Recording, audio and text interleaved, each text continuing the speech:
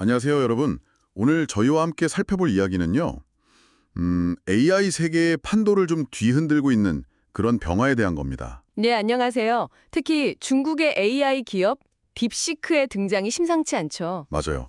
파미올러슨의 블룸버그 기사를 바탕으로 이 딥시크가 어떻게 실리콘밸리의 하성에 도전장을 내밀었는지 그 의미가 뭔지 좀 깊이 파헤쳐 보려고 합니다.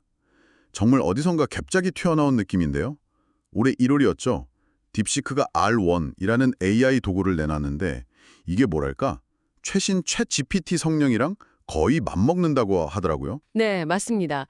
근데 더 놀라운 건 따로 있었죠. 뭐였죠? 그 개발 비용이요. 구글 임원 한 명 연봉 수준. 그 정도밖에 안 들었고 심지어 설계도를 그냥 인터넷에 무료로 공개해버렸다는 거예요. 와, 아니, 보통 수십억 달러씩 투자해서 만드는 거 아니었나요?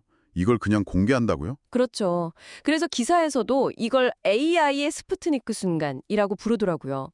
이게 단순히 기술 경쟁을 넘어서는 어떤 뭐랄까 심리적인 충격을 준 거죠. 아, 스푸트니크 순간이라. 그 표현이 확 와닿네요. 네, 그동안 샘 알트먼이나 데미스 하사비스 같은 거물들이 뭐 인류를 위한 AGI 개발 이런 거창한 목표를 내세웠지만 현실적으로는 막대한 자금이 들어가고 결국엔 소수의 빅테크 기업들, 마이크로소프트나 구글 같은 곳에 배만 불리는 결과로 이어졌잖아요. 그렇죠. 그런 비판이 계속 있었죠. 네.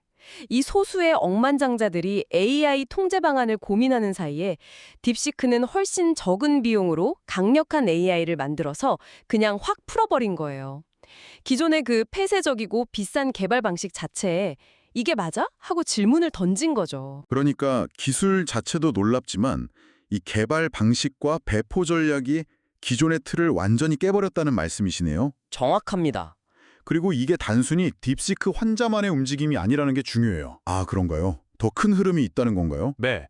딥시크 이전부터 중국 기술계는 정부 지원 아래서 오픈소스 AI로 빠르게 방향을 전환하고 있었어요. 공업정무화부 같은 곳에서 밀어주고 또 개발자 커뮤니티도 활발하고요.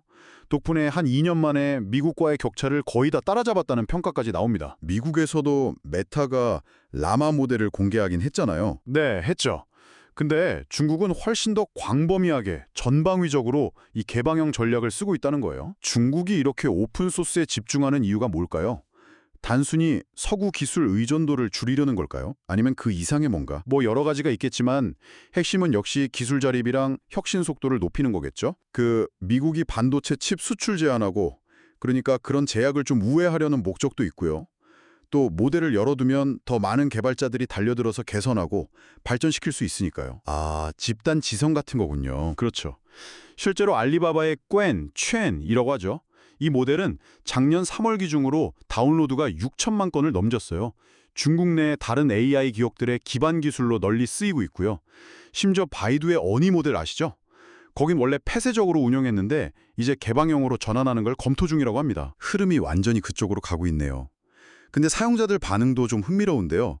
기사에 나온 그 벡터라라는 스타트업 CEO 사례가 인상 깊었어요. 아, 네. 그분 이야기. 처음엔 비싸서 오픈 AI 모델을 쓰다가 그 다음엔 메타라마로 갈아탔다가 결국엔 중국 QN이랑 어니 모델로 바꿨다고요. 성능이랑 속도가 더 좋아서. 네, 바로 그게 오픈소스 모델의 실제적인 힘을 보여주는 거죠. 비용이 싸다는 것도 물론 큰 장점이지만 내부 구조가 투명하게 공개되니까 개발자들이 자기들 필요에 맞게 고치고 최적화하기가 훨씬 쉬운 거예요. 그렇군요. 예. 예전에 영국의 AIM 홀딩스라고 있었잖아요. 그 스마트폰 칩 설계하던 회사. 네네, 알죠. 저전력 설계로 유명했던. 맞아요. 그 회사가 설계한 저전력 고효율 칩이 스마트폰 시대를 확 열었듯이 이렇게 더 싸고 효율적인 개방형 기술이 AI 시장 전체의 혁신을 막 촉진하는, 뭐랄까 촉매제가 될 수 있다는 거죠. 경쟁이 치열해지면 결국 우리 같은 사용자나 기업들은 더 싸고 투명한 AI를 쓸 수 있게 되고 또 실리콘밸리 엘리트들이 생각하는 방향과는 다른 종류의 혁신도 나올 수 있고요. 듣고 보니 정말 그렇네요. 근데 물론 장점만 있지는 않겠죠. 이렇게 강력한 기술이 너무 쉽게 막 퍼져나가면 뭐 통제나 안전 문제 같은 거요. 아니면 틱톡 때처럼 특정 국가 영향력이 너무 커지는 거 아니냐 이런 우려도 나올 수도 있을 것 같은데요. 네, 그런 걱정도 당연히 있습니다. 특히 중국 정부의 영향력이 커질 수 있다는 점은 서방 국가들이 계속 경계하는 부분이고요. 그래서 뭐 보호무역주의 같은 게 더 심해질 수도 있겠죠? 그쵸. 근데 또 재밌는 건 이 AI 모델이라는 게 디지털 정보잖아요. 물리적인 상품이 아니라서 관세 같은 무역 장벽에 잘 안 막힌다는 거예요. 국경을 그냥 휙휙 넘어 다닐 수 있죠. 아, 하긴 그렇네요. 그래서 AI 패권 경쟁이 이제 더 이상 실리콘밸리만의 동무대가 아닐 가능성이 아주 커졌습니다. 훨씬 더 다변화되고 국제적인 경쟁 구도로 갈 거라는 거죠. 어쩌면 이게 더 건강한 글로벌 AI 생태계의 시작일 수도 있고요. 그렇군요. 정리해보면 딥시크의 등장은 단순히 중국 AI가 확 떴다, 이걸 넘어서서 AI를 개발하고 퍼뜨리는 방식 자체에 근본적인 변화를 가져오는 신호탄이다.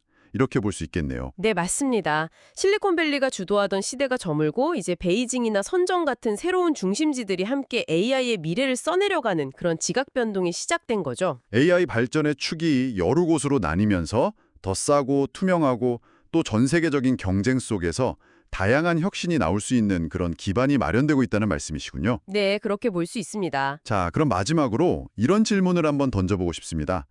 이렇게 강력하면서도 누구나 접근하기 쉬운 오픈소스 AI가 국경이나 무역 장벽 같은 걸 거의 무시하고 전 세계로 빠르게 퍼져나갈 때 말이죠. 이게 단순히 기술 시장의 경쟁 구도를 바꾸는 걸 넘어서 이전과는 비교할 수 없을 정도로 빠른 속도로 우리 사회나 문화 전반에 스며들면서 과연 어떤 우리가 예상하지 못했던 변화들을 만들어낼까요? 이 부분은 앞으로 우리가 계속 지켜보면서 생각해봐야 할 문제가 아닐까 싶습니다.